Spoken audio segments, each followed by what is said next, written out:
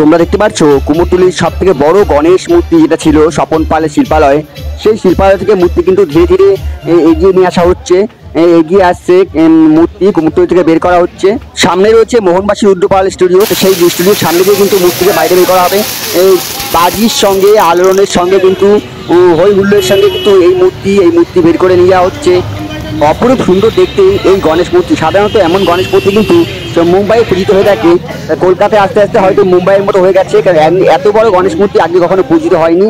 আকাশ কিন্তু মেঘলা হয়ে রয়েছে, যখন তখন বৃষ্টি নামতে পারে। তোমরা দেখছো এখন কিন্তু যে গণেশের মূর্তিটা কিন্তু পলিথিনে মোড়া হচ্ছে, যখন আনোয়ার শাহ রোডের উপরে প্রতি বছর কিন্তু ধুমধাম করে গণেশ পুজো করা হয়। দেখতে গেলে দক্ষিণ কলকাতার বিখ্যাত গণেশ পুজো এই প্রিন্স আনোয়ার শাহ রোডের এই গণেশ পুজো এক বছর নয়, 1 দশকেরও বেশি সময় পেরিয়েছে এই পুজোর বয়স। গণেশ পুজোটা নিয়ে প্রত্যেক বছর ছুটে যান শহরের নানা প্রান্তের মানুষ এই পুজো দেখতে।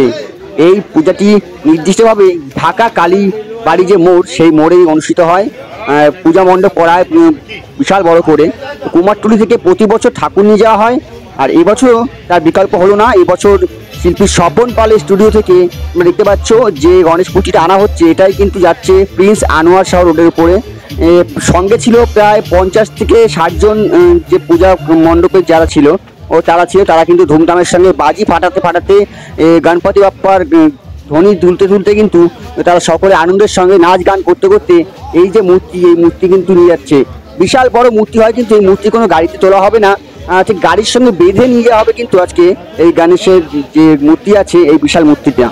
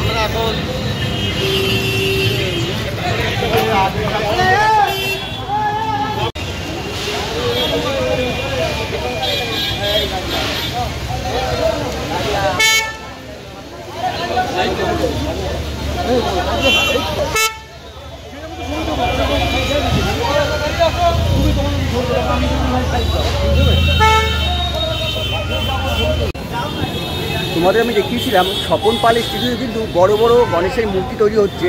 তো আজ কিন্তু সেই মূর্তি ডেলিভারি পালা, আজ মূর্তি যাচ্ছে সাউথ কলকাতার এক পূজা মণ্ডপে। তো দেখতে পাচ্ছ দূরে কিন্তু গণেশের মূর্তি নিয়ে আসা হয়েছে, এখন প্যাকিংয়ের কাজ চলছে, কারণ আকাশের অবস্থা দেখতে পাচ্ছ যে খুবই খারাপ, যখন তখন বৃষ্টি নামতে পারে, আর সেজন্য গণেশের মূর্তি এখানে রাখা হয়েছে। এরপর কিন্তু মূর্তিটাকে যে পলিথিন আছে, পলিথিনে মোড়ানো হবে, মুড়িয়ে তারপরে কিন্তু সামনে গাড়ি রয়েছে, গাড়িতে তোলা হবে। তোমরা দেখছো এখন কিন্তু যে গণেশের মূর্তিটা কিন্তু পলিথিনে মোড়া হচ্ছে, যখন তখন বৃষ্টি নেমে যেতে পারে, আর এতটা পথ তাই জন্য আগে থেকে পলিথিনে মুড়ে নেওয়া হচ্ছে। আর দেখছো সামনে একটা গাড়ি রয়েছে, গাড়িতে কিন্তু মূর্তিটা তোলা হবে না। আর দেখছো এখানে যে গাড়ির সঙ্গে কিন্তু বাধা হচ্ছে, গাড়ির সঙ্গে বেঁধে কিন্তু এই মূর্তি কিন্তু গাড়িটি টেনে নিয়ে যাবে।